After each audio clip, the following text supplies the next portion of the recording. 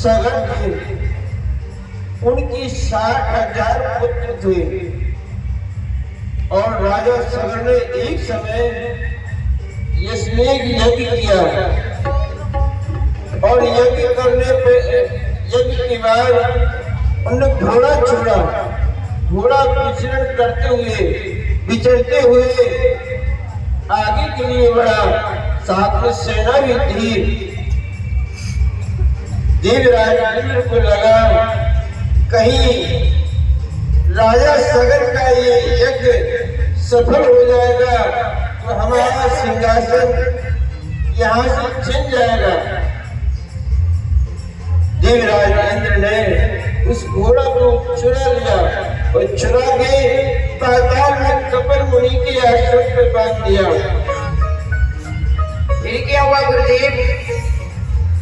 तुझे घोड़ा का पता नहीं चला तो 60,000 पुत्र घोड़ा की खोज में चारों दिशा में गए। पता करते करते जब कहीं पता नहीं चला तो अपने नाखूनों से उसको खोदना शुरू किया। जब खोदते खोदते कपिल मुनि के आश्रम तक पहुंचे और वहां कपिल मुनि के आश्रम में घोड़ा को बंधा हुआ देख करके कपिल मुनि को अब सब कहे। जब कपिल मुनि के नेत्र खुले तो उनके नेत्र के खुलने से 60,000 पुत्र वहीं के वहीं भस्म हो गए। और जब पता लगा तो कपिल मुनि ने कहा कि जब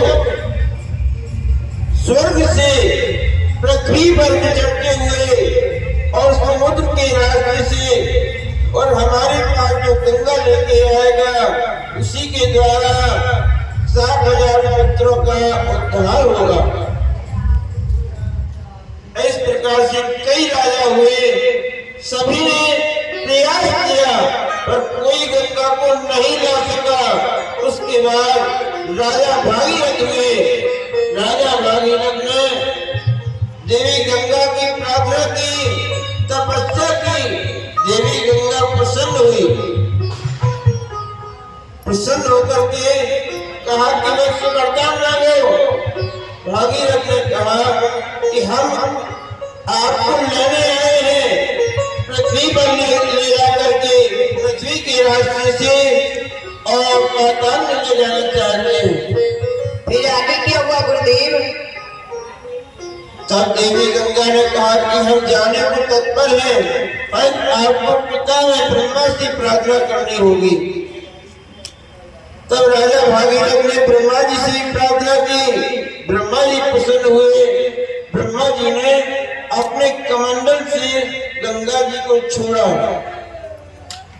स्वर्ग के रास्ते से जब गंगा जी आई तो स्वर्ग के देवताओं ने भी उनका आदर किया, उनका वंदन किया, पूजा किया। और वहां से जब धरती पे आते आते जब कहा कि जब धरती पे आएंगे धरती फट जाएगी तो भूत भावन भोलेनाथ से प्रार्थना की। भूत भावन भोलेनाथ प्रसन्न होकर के बोले गंगा जी को आने दो, हम उसे संभाल लेंगे। फिर क्या हुआ गुरुदेव? गंगा जी को शंकर जी ने अपनी जटा में समाहित कर लिया। तब से उनका नाम जटा शंकरी पड़ गया।